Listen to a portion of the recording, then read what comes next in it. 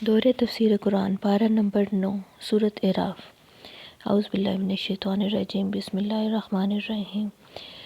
اس پارے کے آغاز میں قوم شعیب کا واقعہ ہے کہ کس طرح حضرت شعیب علیہ السلام نے اپنی قوم کو دین کی دعوت دی اور انہوں نے اس کو جھٹلایا اور ان سے کہنے لگے، دھمکیاں دیں کہ تم دوبارہ ہمارے دین میں لوٹ جاؤ ورنہ ہم تمہیں اپنی زمین سے نکال دیں گے۔ تو انہوں نے اور ایمان والوں نے جواب میں عرض کی، یہ کیسے ہو سکتا ہے کہ ہم دوبارہ تمہارے دین میں لوٹیں جبکہ ہمارے رب کے علم نے ہر چیز کو گھیر رکھا ہے، ہم اپنے اللہ پہ ہی توکل کرتے ہیں۔ ربنا افتح بیننا وبین قومنا بالحق کی، اے ہمارے رب تو ہمارے اور ہماری قوم کے درمیان انصاف کے ساتھ فیصلہ کر دے۔ اور پھر ان کو ایک بھونچال نے آ پکڑا اور وہ تباہ و برباد ہو گئے، اور جن لوگوں نے حضرت شعیب علیہ السلام کی تکذیب کی تھی وہ ایسے ہو گئے گویا کبھی وہ بسے ہی نہ تھے۔ اللہ تعالیٰ عذاب کے کچھ اصول بتا رہے ہیں کہ جب بھی ہم کسی شہر میں کوئی پیغمبر بھیجتے ہیں تو اس کے رہنے والوں کو دکھوں اور مصیبتوں میں پکڑتے ہیں تاکہ وہ عاجز ہوں، پھر اس کے بعد ہم انہیں دے کے آزماتے ہیں، تکلیف کو آسودگی میں بدل دیتے ہیں۔ دونوں طرح لے کے اور دے کے آزمانے کے بعد بھی اگر وہ ہمارے دین کی طرف نہیں پلٹتے تو پھر ہم ناگہاں ان کو اچانک پکڑ لیتے ہیں۔ اگر بستیوں کے لوگ ایمان لاتے تو ہم ان پہ آسمان اور زمین کی برکت کے دروازے کھول دیتے، مگر انہوں نے ایسا نہ کیا کہ وہ اس بات سے بے خوف تھے کہ راتوں رات ان پہ عذاب واقع ہو جائے یا پھر دن چڑھے عذاب نازل ہو اور وہ کھیل کود کر رہے ہوں۔ اور جو لوگ اللہ کے داؤ کا ڈر نہیں رکھتے تو وہ خسارہ پانے والے ہیں۔ اس کے بعد قوم موسیٰ کا واقعہ اللہ تعالیٰ نے بیان فرمایا ہے کہ ہم نے حضرت موسیٰ علیہ السلام کو فرعون اور اس کے سرداروں کی طرف بھیجا مگر انہوں نے ظلم کیا۔ حضرت موسیٰ علیہ السلام نے ان کو دعوت حق دی اور کہا کہ مجھ پہ واجب ہے کہ اللہ کی طرف سے جو کچھ کہوں میں سچ ہی کہوں، اور میں روشن نشانی لے کر بھی آیا ہوں۔ فرعون نے کہا کہ جو نشانیاں تم لائے ہو وہ دکھاؤ۔ حضرت موسیٰ علیہ السلام نے عصا پیش کیا، وہ زمین پہ ڈالتے ہی ان کی لاٹھی اژدہا بن گئی۔ پھر انہوں نے اپنا ہاتھ بغل سے نکالا تو اسی دم دیکھنے والوں کے سامنے وہ سفید براق چمکتا ہوا تھا، مگر فرعون نے ان پہ جادوگری کا الزام لگا دیا اور کہا کہ یہ تمہیں تمہارے زمین سے نکالنا چاہتا ہے۔ اپنے لوگوں کو بہکایا، خود بھی گمراہ ہوا، اور پھر انہوں نے پوری بستی تمام بڑے جادوگروں کو اکٹھا کیا اور حضرت موسیٰ علیہ السلام کے ساتھ ان کا مقابلہ کروایا۔ حضرت موسیٰ علیہ السلام نے ان کو کہا کہ پہلے تم اپنا داؤ چلو۔ انہوں نے اپنی لاٹھیاں زمین پہ پھینکیں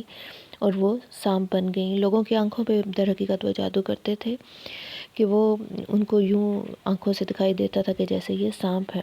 یعنی نظر بندی کا جادو تھا۔ اللہ تعالیٰ نے وحی کی، حضرت موسیٰ علیہ السلام نے اس کے مطابق عصا پھینکا تو وہ ان سارے سانپوں کو ایک اژدہا بن کے نگل گیا، اور اس طرح حق ثابت ہو گیا، اور جو کچھ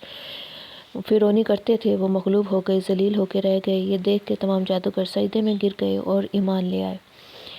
فرعون نے ان کو بھی دھمکیاں دی، لعنت ملامت کی کہ میں تمہارے ہاتھ پاؤں کٹوا دوں گا۔ آگے سے جادوگر کہنے لگے، کیا تو ہم سے اس بات کا انتقام لیتا ہے کہ ہم اللہ کی آیات پہ ایمان لائے ہیں؟ اور انہوں نے باہمی مشاورت کی اور پلاننگ سے یہ سوچا کہ آئندہ بنی اسرائیل کے بیٹوں کو مروا دیا کروں گا اور اس کی عورتوں کو زندہ رکھوں گا اور ان کے اوپر ہر طرح سے ظلم و جبر کے ہتھ کنڈے آزماؤں گا۔ حضرت موسیٰ علیہ السلام نے اپنی قوم کو تسلی دی کہ صبر سے کام لو، بے شک یہ اللہ کی زمین ہے اور اللہ اپنے بندوں میں سے جس کو چاہے اس کا مالک بنا دیتا ہے۔ اور پھر اللہ تعالیٰ فرماتے ہیں ہم نے فرعون پہ بہت سے عذاب بھیجے۔ بڑے عذاب سے قبل اللہ تعالیٰ چھوٹے چھوٹے عذاب بھیجتے ہیں تاکہ انسان نصیحت پکڑے۔ ان کو قحط سے آزمایا، میووں کے نقصان میں پکڑا، پھر جب ان کو آسائش حاصل ہوتی تو کہتے ہم تو اسی کے مستحق ہیں، اور جب سختی پہنچتی تو کہتے کہ حضرت موسیٰ علیہ السلام اور ان کے ساتھیوں کی نحوست ہے، نعوذ باللہ۔ پھر ان پہ ہم نے ٹڈیاں، جوئیں، مینڈک اور خون کے عذاب بھیجے، یعنی وہ جس چیز کو کھولتے اس میں ٹڈیاں ہوتی ہیں، ہر جگہ جوئیں، اور کھانے کے برتن اور جو بھی اپنے گھر میں سے سامان کھولتے اس کے اندر مینڈک ہوتے، خون ہوتا۔ بہت سی کھلی نشانیاں بھیجی مگر وہ تکبر کرتے رہے اور کہتے رہے کہ اے موسیٰ اپنے رب سے دعا کر، یہ عذاب کو ٹال دو گے تو ہم ایمان لے آئیں گے۔ لیکن جب عذاب ٹال دیا جاتا تو پھر سے وہ اسی نافرمانی پہ اڑ جاتے تھے۔ اور پھر جو لوگ زمین میں کمزور سمجھے جاتے تھے یعنی بنی اسرائیل، ان کو ہم نے زمین کے مشرق اور مغرب میں وسعت برکت دے دی، وارث بنا دیا، اور پھر ان کے صبر کی وجہ سے اللہ تعالیٰ کا وعدہ پورا ہوا۔ اور فرعون جو محل بناتا تھا اور جو انگور کے باغ چھتریوں پہ وہ چڑھاتے تھے وہ سب ہم نے تباہ کر دیا، اور ہم نے بنی اسرائیل کو دریا کے پار اتارا۔ وہاں پہ جب پہنچے حضرت موسیٰ علیہ السلام اپنی قوم کے ساتھ تو ادھر کچھ لوگ تھے جو اپنے بتوں کی عبادت کے لیے بیٹھے رہتے تھے، اور وہ پھر بہک گئے تھوڑے سے، اور حضرت موسیٰ علیہ السلام سے کہنے لگے کہ ہمارے لیے بھی ایک معبود بنا دو اس طرح کا بت۔ حضرت موسیٰ علیہ السلام نے ان کو سمجھایا، اور اللہ تعالیٰ نے فرمایا ہماری احسانوں کو یاد کرو، ہم نے تمہیں فرعون سے نجات دی، اور جو تمہارے بیٹوں کو قتل کر ڈالتا ہے بیٹیوں کو زندہ رکھتا۔ اب تم پھر سے بت پرستی پہ آمادہ ہو گئے ہو۔ پھر اس میں حضرت موسیٰ علیہ السلام کو کوہ طور پہ بلا کے اللہ تعالیٰ نے 30 راتوں تک جو ان سے کلام فرمایا تھا اور ان کو تورات کی تختیاں دی تھیں اس کا ذکر ہے۔ پورا 40 دن، 10 دن اور ملا دیے اللہ تعالیٰ نے، اور پورے 40 دن ہو گئے۔ اور حضرت موسیٰ علیہ السلام نے جانے سے پہلے اپنے بھائی حضرت ہارون علیہ السلام کو جانشین مقرر کیا تھا۔ جب حضرت موسیٰ علیہ السلام پہنچے کوہ طور پہ تو انہوں نے اللہ سے التجا کی کہ پروردگار مجھے اپنا جلوہ دکھا، تو اللہ تعالیٰ نے فرمایا کہ تم مجھے نہیں دیکھ سکو گے، اس پہاڑ کو دیکھتے رہو، اگر یہ اپنی جگہ قائم رہا تو پھر مجھے بھی دیکھ لینا۔ لیکن جب پروردگار کی تجلی ہوئی تو پہاڑ ریزہ ریزہ ہو گیا، حضرت موسیٰ علیہ السلام بے ہوش ہو گئے۔ پھر انہوں نے کہا میں توبہ کرتا ہوں کہ میں نے یہ غلط مطالبہ کیا تجھے دیکھنے کا۔ دنیا میں انسان کی آنکھوں میں اتنی طاقت نہیں ہے کہ وہ اللہ پاک کی ذات کو دیکھ سکے، مگر قیامت کے دن اللہ تعالیٰ اپنا دیدار کروائے گا۔ اللہ تعالیٰ ہمیں ان میں لوگوں میں سے بنائے۔ پھر اللہ پاک نے کچھ تختیوں میں تورات نازل کی جس میں ہر طرح کے احکامات تھے۔ پھر حضرت موسیٰ علیہ السلام کے پیچھے ان کی قوم نے بچھڑے کو معبود بنا لیا۔ انہوں نے اپنے زیور کو تپا کے پگھلا کر ایک بیل کی مانند جسم بنایا، جس میں سے بچھڑا بنا لیا جس میں سے بیل کی آواز نکلتی تھی۔ یعنی کمزور ایمان کے جو لوگ ہوتے ہیں ان کو ایک ظاہری طور پہ بھی ایک پتلا سا ایک بت ٹائپ چاہیے ہوتا ہے کہ اس کے سامنے ہم اپنے مطالبات اور اپنی دعائیں پیش کریں گے۔ اللہ رب العزت جو آسمان و زمین کا خالق ہے، اس کی ہستی ان کے لیے کافی نہیں ہوتی۔ پھر اس کے بعد وہ پچھتانے لگے۔ جب واپس حضرت موسیٰ علیہ السلام آئے تو انتہائی غصے اور افسوس کی حالت میں اپنے بھائی سے سوال جواب کیے کہ تم نے میرے بعد یہ کیا کیا۔ غصے کی شدت سے انہوں نے تورات کی تختیاں ایک طرف ڈال دیں، اپنے بھائی کو بالوں سے پکڑ کے کھینچنے لگے۔ ان کے بھائی نے کہا یہ تو مجھے قتل کرنے کے درپے تھے، تو آپ ایسا کام نہ کریں کہ دشمن مجھ پہ ہنسے۔ پھر انہوں نے دعا کی ربی اغفر لی ولی اخی، کہ اے ہمارے رب مجھے اور میرے بھائی کو بخش دے۔ یعنی حضرت ہارون علیہ السلام اس میں بے قصور تھے، ان کی قوم نے ان کی بات نہیں مانی، اور پھر ہم نے ان لوگوں پہ ذلت مسلط کر دی، اور ہم افطرا کرنے والوں کو ایسا ہی بدلہ دیا کرتے ہیں۔ مگر جنہوں نے برے کام کے بعد توبہ کر لی اور ایمان لے آئے تو بے شک تمہارا رب اس کے بعد انہیں بخش دے گا۔ جب حضرت موسیٰ علیہ السلام کا غصہ اس کے بعد دور ہوا تو انہوں نے تورات کی تختیاں اٹھا لی، اور اس میں جو کچھ لکھا تھا اس میں لوگوں کے لیے ہدایت اور رحمت تھی۔ اس کے بعد حضرت موسیٰ علیہ السلام نے اپنی قوم میں سے 70 آدمی منتخب کیے جو کہتے تھے کہ ہم اللہ سے بات کرنا چاہتے ہیں، اور ان کو لے جانے لگے کہ اللہ سے ملاقات کروائیں، تو ان کو زلزلے نے پکڑ لیا۔ حضرت موسیٰ علیہ السلام نے کہا پروردگار تو چاہتا تو ان کو اور مجھ کو پہلے سے ہلاک کر دیتا، لیکن بے شک یہ تیری آزمائش تھی۔ انت ولینا فاغفر لنا ورحمنا، تو ہمارا کارساز ہے، تو ہی ہمارے گناہ بخش دے اور ہم پہ رحم کر، اور ہمارے لیے دنیا میں بھلائی لکھ دے اور آخرت میں بھی، ہم تیری طرف رجوع کر چکے۔ اللہ تعالیٰ نے فرمایا کہ جو میرا عذاب ہے اس سے تو میں جس پہ چاہتا ہوں نازل کرتا ہوں، اور جو میری رحمت ہے وہ ہر چیز پہ گھیرے ہوئے ہے، اور میں اسے ان لوگوں کے لیے لکھ دوں گا جو پرہیزگاری کرتے اور زکوٰۃ دیتے اور ہماری آیتوں پہ ایمان لاتے ہیں۔ آگے نبی پاک صلی اللہ علیہ وسلم کے فضائل کا ذکر ہے کہ وہ ان کے کیا اوصاف ہیں کہ جو ان کی کتابوں میں تورات اور انجیل میں لکھے ہوئے ہیں۔ یہ نبی امی جو ہیں، ان کی نشانیاں ان کی کتابوں میں موجود ہیں، جو نیکی کا حکم دیتے ہیں، برے کاموں سے روکتے ہیں، پاک چیزوں کو ان کے لیے حلال کرتے ہیں، ناپاک چیزوں کو حرام کرتے ہیں، ان پہ سے جو بوجھ اور توق ان کے سر پہ اور گلے میں تھے اسے اتارتے ہیں۔ تو جو لوگ ان پہ ایمان لائے، ان کی رفاقت کی، انہیں مدد کی، ان کے نور کے ساتھ جو نازل ہوا اس کی پیروی کی، وہی مراد پانے والے ہیں۔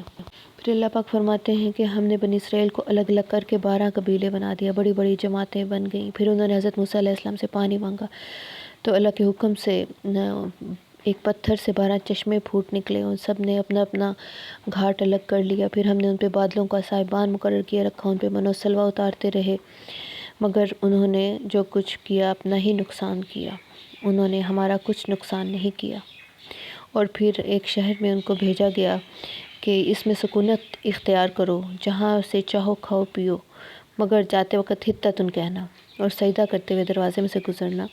مگر انہوں نے اس بات کو بھی بدل دیا، حتتن کی جگہ ہنتتن، ہمیں گندم دے کہنے لگے۔ اصحاب سبت کا واقعہ ہے کہ ایک بستی تھی، گاؤں تھا، جس کو ہم نے حکم دیا کہ ہفتے کے دن شکار نہ کرنا، مگر وہ حد سے تجاوز کرنے لگے۔ جب مچھلیاں اللہ کے حکم سے ہفتے کے دن ہی آتی تھیں، اس طرح ان کی آزمائش تھی، مگر وہ اس آزمائش میں ناکام ہوئے، اور وہ ایک دن قبل ہی جال لگا لیتے تاکہ مچھلیاں اس میں ٹھہر جائیں اور ہم اگلے دن جا کے نکال لیں۔ انہوں نے ان باتوں کو فراموش کر دیا جو ان کو نصیحت کی گئی تھی، تو جو لوگ برائی سے منع کرتے تھے ان کو ہم نے نجات دے دی۔ یہاں قابل ذکر بات ہے کہ کچھ ان 3 طرح کے گروہ تھے۔ ایک گروہ تھا جو کہ ہفتے کے دن شکار کرتے تھے، دوسرے جو تھے وہ شکار نہیں کرتے تھے اور مگر منع بھی نہیں کرتے تھے، اور تیسرے تھے جو شکار نہیں کرتے تھے منع بھی کرتے تھے۔ تو صرف وہ گروہ بچا جو خود بھی برائی نہیں کرتا تھا اور منع بھی کرتا تھا، اور منع جو نہیں کرتے تھے اور جو برائی کرتے تھے وہ دونوں ہلاک ہو گئے۔ اس سے پتہ چلتا ہے کہ گناہوں سے روکنا، نیکی کا حکم کرنا، دعوت و تبلیغ کرنا کس قدر ضروری ہے۔ اور پھر ہم نے ان کے اوپر ایک پہاڑ کو کھڑا کر دیا، کوہ طور کو ان کے اوپر صاحبان کی طرح کھڑا کر دیا۔ انہوں نے سمجھا کہ یہ گر جائے گا، تو اللہ تعالیٰ نے فرمایا کہ جو ہم نے تمہیں احکامات دیے ہیں انہیں مضبوطی پکڑو تاکہ تم گرنے سے بچ جاؤ۔ یعنی وہ ڈٹائی پہ اڑے ہی رہے، نافرمانیوں پہ نافرمانیاں کرتے رہے، اللہ تعالیٰ ان کو متنبہ کرتا رہا، انعامات کیے، پھر ان مختلف طریقوں سے راہ راست پہ لانے کی کوشش کرتا رہا، لیکن وہ اپنی ڈٹائی میں اڑے رہے۔ اور ہم نے پیغمبروں کو اور انبیاء رسول کو اس لیے بھیجا تاکہ قیامت کے دن یہ لوگ یہ اعتراض نہ کر سکیں کہ ہمیں تو اس کی خبر ہی نہیں تھی، دین حق کی۔ اسی طرح ہم اپنی آیات کھول کھول کے بیان کرتے ہیں تاکہ وہ پلٹیں، اور پھر اس شخص کا حال ان کو پڑھ کے سناؤ اے نبی جس کو ہم نے اپنی آیتیں عطا کیں مگر اس نے ان کو اتار دیا، پھر شیطان کے پیچھے لگ گیا اور گمراہوں میں سے ہو گیا۔ یعنی اس میں ایک عالم کی مثال ہے جس کو اللہ نے کتاب کا علم دیا اور فہم و فراست عطا کی، لیکن وہ پستی کی طرف مائل ہو گیا، اپنی خواہش کے پیچھے چل پڑا۔ اللہ تعالیٰ نے اس کی مثال کتے کی سی دی ہے کہ اگر اس پہ سختی کرو تب بھی زبان نکال کے ہانپتا رہتا ہے، اور چھوڑ دو تب بھی ہانپتا ہے، دونوں طرح۔ یعنی نہ وہ راستہ کرنے کے قابل، دیکھنے کے قابل ہے، اور نہ ہی فہمائش سے اس پہ کچھ اثر ہوتا ہے، کتے کی مانند ہے، زبان اس نے نکالے ہی رکھنی ہے۔ اللہ تعالیٰ فرماتے ہیں کہ ہم نے بہت سے انس و جن دوزخ کے لیے پیدا کیے ہیں، ان کے دل ہیں مگر وہ سمجھتے نہیں، ان کی آنکھیں ہیں مگر دیکھتے نہیں، اور ان کے کان ہیں پر ان سے سنتے نہیں۔ اسماء الحسنہ سب اللہ کے لیے ہیں، اچھے اچھے نام، اللہ کو اچھے ناموں سے پکارو۔ یہ جو اللہ تعالیٰ کے 99 نام ہیں اس کے بارے میں احادیث آتی ہے، جس نے ان کو یاد کیا وہ جنت میں جائے گا۔ اللہ تعالیٰ اپنی قدرت کے دلائل دیتے ہیں کہ آسمان و زمین کی بادشاہت پر جو چیزیں اللہ نے پیدا کی ان پہ ان لوگوں نے نظر نہیں کی، اور اس کا خیال نہیں کہ عجب نہیں ان کی موت کا وقت قریب آ چکا ہو، اور پھر بھی یہ ڈرتے نہیں۔ کیا یہ سمجھتے نہیں کہ ان کے نبی محمد صلی اللہ علیہ وسلم کو کسی طرح کا جنون بھی نہیں ہے، وہ تو صرف ڈر سنانے والا ہے، جس کو اللہ گمراہ کر دے اس کو کوئی ہدایت دینے والا نہیں۔ اے نبی صلی اللہ علیہ وسلم، یہ آپ سے قیامت کے بارے میں سوال کرتے ہیں، آپ کہہ دیجئے اس کا علم تو میرے رب کے پاس ہے، وہ ایک بہت بڑا حادثہ ہوگا جو آسمان و زمین پہ بہت بھاری ہوگا۔ اور اے نبی آپ ان سے کہیں میں تو اپنے فائدے اور نقصان کا بھی کچھ اختیار نہیں رکھتا، اور نہ ہی میں غیب کی باتیں جانتا ہوں، اگر ایسا ہوتا تو میں اپنے لیے سارے فائدے سمیٹ لیتا۔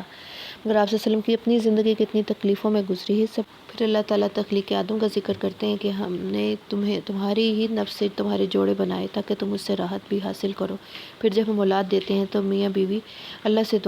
تو اگر تو نے ہمیں صحیح سالم بچہ دیا تو ہم شکر گزار ہوں گے، لیکن جب ہم ان کو صحیح سالم بچہ دیتے ہیں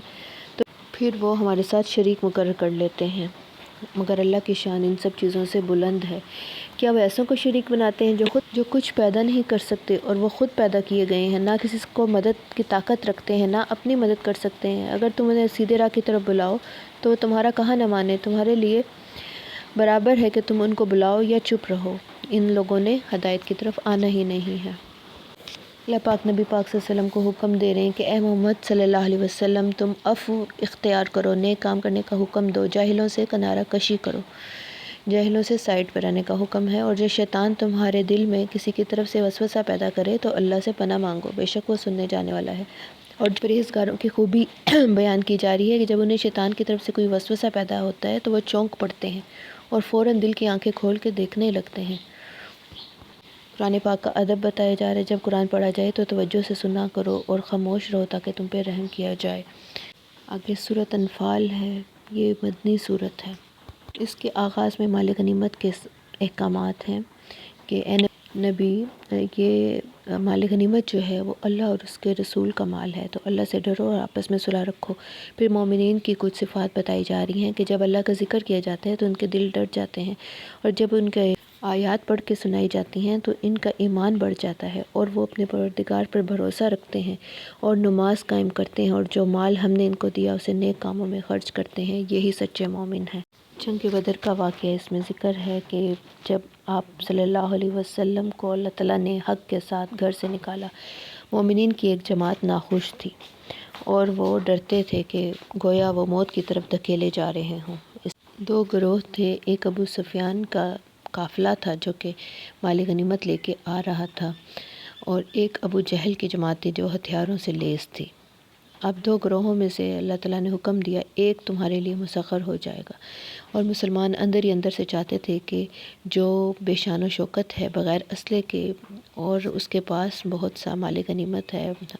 ساز و سامان ہے، تجارت کا مال ہے، یہ لشکر ہمارے قبضے میں آئے اور ہمیں نہ ہی جنگ کرنی پڑے گی کیونکہ ان کے پاس ہتھیار بھی نہیں ہے۔ لیکن اللہ تعالیٰ چاہتا تھا کہ یہ ابو جہل کے سرپرستی میں جو جماعت حملے کے لیے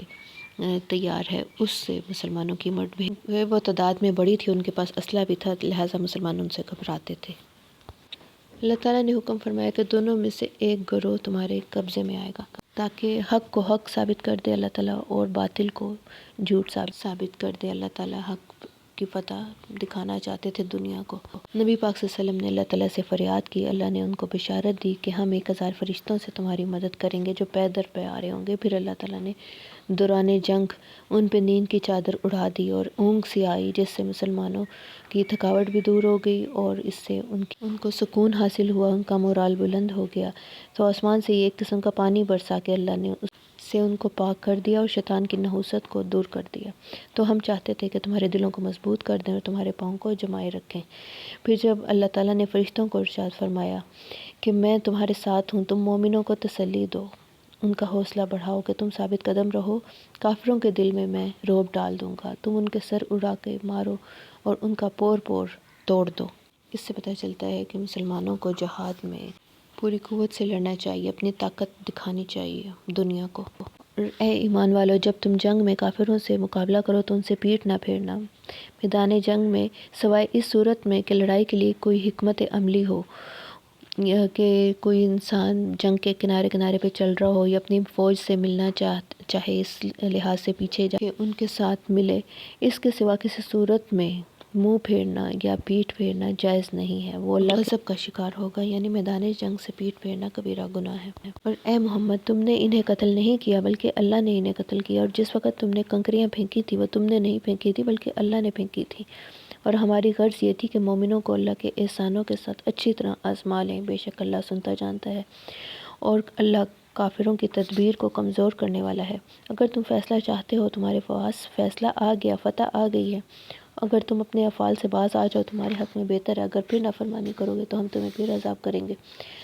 پھر تمہاری جماعت خواہ کتنی ہی کثیر ہو تمہارے کچھ کام نہیں آئے گی، اور اللہ تو مومنین کے ساتھ ہے۔ اے ایمان والو، اللہ اور اس کے رسول کی اطاعت کرو، اس سے روگردانی نہ کرو، ان لوگوں کی مانند نہ ہو جانا جو کہتے ہم نے اللہ کا حکم سن لیا، مگر حقیقت یہ ہے کہ وہ سنتے نہیں۔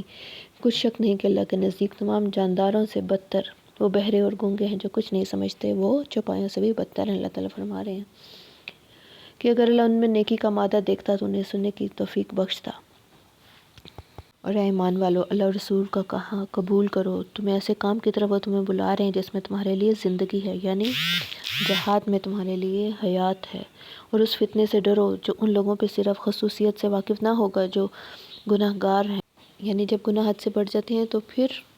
ایسا عذاب آتا ہے جس میں گیہوں کے ساتھ گھن بھی پس جاتا ہے، یعنی مسلمان بھی اس کی لپیٹ میں آ جاتے ہیں۔ اور اس وقت کو یاد کرو تم جب زمین میں کمزور سمجھے جاتے تھے اور ہم نے کس طرح تمہیں نصرت دی ہے، اور پھر اے ایمان والو، اللہ اور رسول کی امانت میں خیانت نہ کرو، اور جان لو تمہارا مال اور اولاد بڑی آزمائش ہے، یعنی مال غنیمت میں اب تمہارا امتحان شروع ہو گیا ہے، اور اس میں تم انصاف سے چلنا اور خیانت مت کرنا۔ اور اے محمد، جب کافر آپ لوگوں کے بارے میں چال چل رہے تھے کہ تمہیں قید کر دیں یا جان سے مار دیں، تو وہ ادھر چال چل رہے تھے اور اللہ ادھر تدبیر کر رہا تھا، اور اللہ سب سے بہتر چال چلنے والا ہے۔ پھر عذاب کا ایک اصول بتایا کہ جب تک آپ ان میں موجود ہیں، پیغمبر جب قوم میں جب تک موجود رہے تب تک عذاب نہیں دیا جاتا، اور ان کے لیے کیا وجہ ہے کہ انہیں عذاب نہ دیا جائے جبکہ وہ مسجد محترم میں نماز پڑھنے سے روکتے ہیں، جبکہ اس مسجد کے وہ متولی نہیں ہیں، اس میں وہ لوگوں کو نماز پڑھنے سے رکاوٹیں ڈالتے ہیں، منع کرتے ہیں۔ اور ان میں سے ایک گروہ ہے جو خانہ کعبہ کے پاس سیٹیاں اور تالیاں بجاتا ہے، اس کے سوا ان کا کوئی کام نہیں۔ اور جو لوگ اللہ کی راہ سے روکنے کے لیے مال خرچ کرتے ہیں، آخر وہ خرچ کرنا ان کے لیے موجب افسوس ہوگا اور وہ مغلوب ہو جائیں گے۔ یہ اللہ تعالیٰ نے اس لیے کیا تھا کہ ناپاک کو پاک سے الگ کر دے اور ناپاک کو ایک دوسرے پہ رکھ کے اس کا ڈھیر بنا دے، پھر انہیں دوزخ میں ڈال دے۔ اے پیغمبر، ان کفار سے کہہ دو کہ اپنے افعال سے باز آ جائیں، جو ہو چکا انہیں معاف کر دیا جائے گا، اگر وہی کام انہوں نے دوبارہ حرکتیں کی تو پھر اچھا نہیں ہوگا۔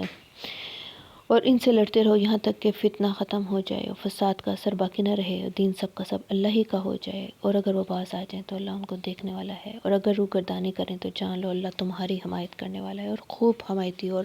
خوب دوست ہے، خوب مددگار ہے وہ۔ اللہ عالم بالصواب۔ ربنا تقبل منا انک انت السمیع العلیم وتب علینا انک انت التواب الرحیم۔